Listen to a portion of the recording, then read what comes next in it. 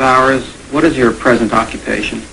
I'm Vice President of Lockwood Meadows Incorporated, which is a real estate land development company.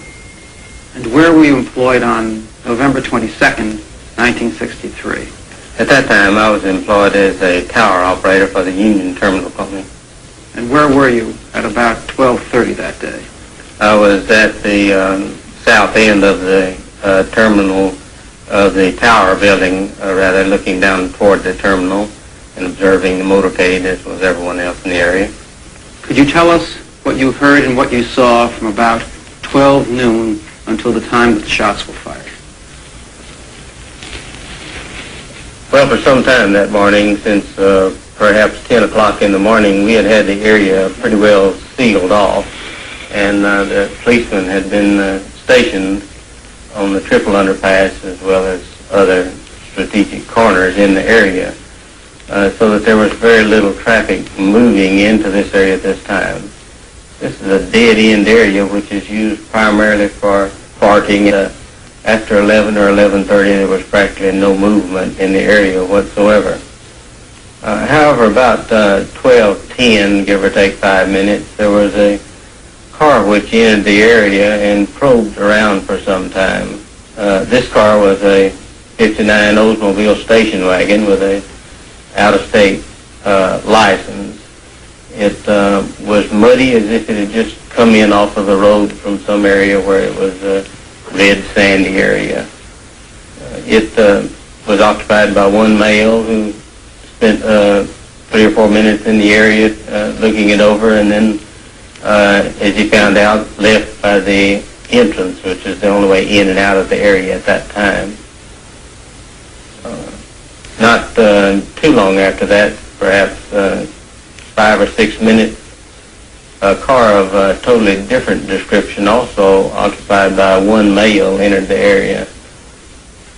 Now, this man performed a similar action, and he toured down around the area probing to examine the exits, and seemed at one or more occasions to have a mic or something resembling such an instrument up to his face.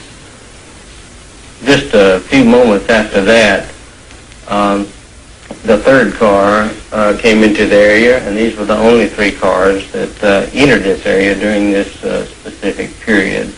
The third car was a 61 or 2 Chevrolet. This car was muddy all the way up to the windows as if it had just come in off the road. It had an out-of-state license identical to the first car of the series, and it also had political stickers on it, which were not only for the same candidate, but were identical in nature and color, so that they appeared to have been from the same group. This car was occupied by one male who spent a little bit more time in the area than the others, and probed down by the side of the tower where I was located. I could not state that these cars left the area entirely, because after they got back onto the extension of Elm Street in front of the school depository building, they were lost to my vision, so that they could have remained very close. Immediately after the shots were fired, there, of course, was mass confusion, to put it mildly, but the area was immediately sealed off by, I would say, at least 50 police within 3 to 5 minutes. The first one to appear on the scene, other than those who, of course, who were standing around, including 2 on top of the triple underpass, was one who rode a motorcycle up the incline coming up from the lower portion of Elm Street, and he rode perhaps 2/3 of the way up or more before he deserted his motorcycle. At the time of the shooting, in the vicinity of where the 2 men I've described were, there was a flash of light, there was something which occurred which caught my eye in this immediate area on the embankment. Now, what this was, I could not state at that time, and at this time I could not identify it, other than there was some unusual occurrence, a flash of light or smoke or something which caused me to feel like something out of the ordinary had occurred there. In reading your testimony, Mr. Bowers, it appears that just as you were about to make that statement, you were interrupted in the middle of the sentence by the commission counsel, who then went into another area. Well, that's correct. I was there only to tell them what they asked, and so that when they seemed to want to cut off the conversation, I felt like that was, as far as I was concerned, that was the end of it. Mr. Bowers, how many shots did you hear?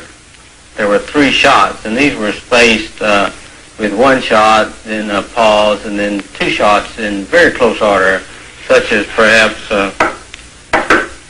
almost on top of each other, while there was some pause between the first and the second shots. Did you tell that to the Dallas police?